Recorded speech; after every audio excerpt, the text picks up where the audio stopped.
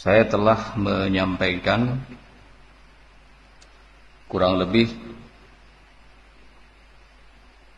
kalau kita memiliki tekad atau keinginan untuk melakukan kejelekan atau melakukan sesuatu yang mengandung unsur dosa,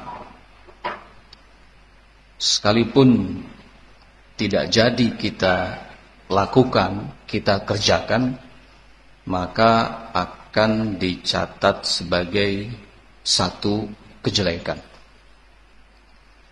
Kalimat ini kalau disandarkan pada hadis Nabi sallallahu alaihi wasallam yang berbunyi, man hamma bisayyi'ati falam ya'malha katabahallahu indahu hasanatan kamilatan. Barang siapa yang bertekad memiliki keinginan untuk melakukan satu kejelekan tapi kemudian tidak jadi dilakukan, maka Allah akan mencatatnya sebagai satu kebaikan yang sempurna di sisinya. Maka apa yang telah saya sampaikan sekali lagi, kalau didasarkan pada hadis ini adalah sebuah kekeliruan. Akan tetapi penting untuk kita ketahui bahwa tidak setiap orang yang punya tekad, punya keinginan melakukan satu kejelekan, kemudian dia tidak jadi melakukannya, dia meninggalkannya, dicatat baginya satu kebaikan. Bisa jadi justru dicatat satu kejelekan baginya. Seperti yang saya katakan, ketika yang mendorongnya untuk dia tidak jadi mengerjakannya atau meninggalkannya bukan karena Allah dan bukan karena kesadaran kalau apa yang ingin dikerjakannya merupakan sebuah kejelekan. Ya. Jadi bukan karena kesadaran bahwa apa yang ingin dikerjakannya itu merupakan sebuah kejelekan.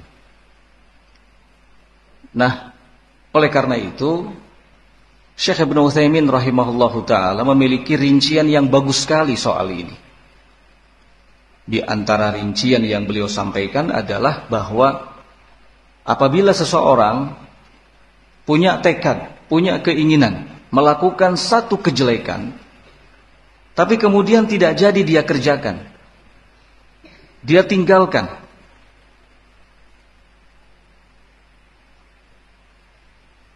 karena dia tidak mampu mengerjakannya, dia lemah untuk bisa melakukannya. Bukan karena dia sadar kalau apa yang ingin dilakukannya itu sebuah kejelekan, maka akan dicatat baginya satu kejelekan yang sempurna. Sebagai contoh, ada seseorang yang punya niat mencuri.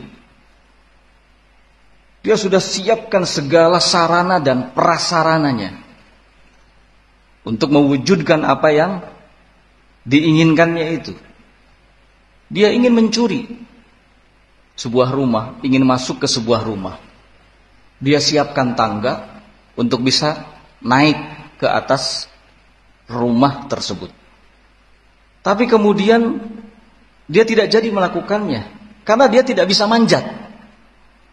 Bukan karena sadar kalau yang akan dilakukannya itu sebagai sebuah kesalahan.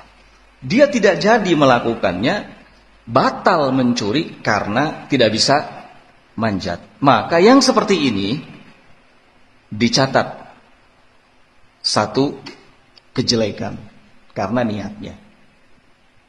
Contoh lainnya, ada seseorang punya niat, punya tekad, punya keinginan untuk minum khamr. Dia datang ke toko yang memang menjual khamr, minuman keras. Ketika dia sudah menunjuk salah satu jenis minuman keras, dia ingin beli, ternyata uang yang dibawanya tidak cukup.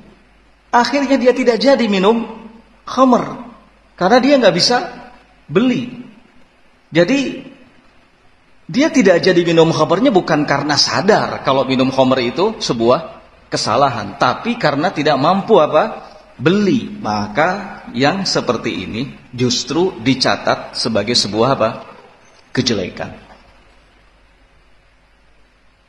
Sekali lagi, yang akan dicatat sebagai sebuah kebaikan ketika seseorang tidak jadi mengerjakan kejelekan yang sudah diniatkannya itu adalah karena Allah Subhanahu wa taala. Kalau dia tinggalkan, kalau dia tidak jadi mengerjakannya karena Allah Subhanahu wa taala dan karena dia sadar, taubat bahwa yang akan dikerjakannya itu adalah sebuah kejelekan.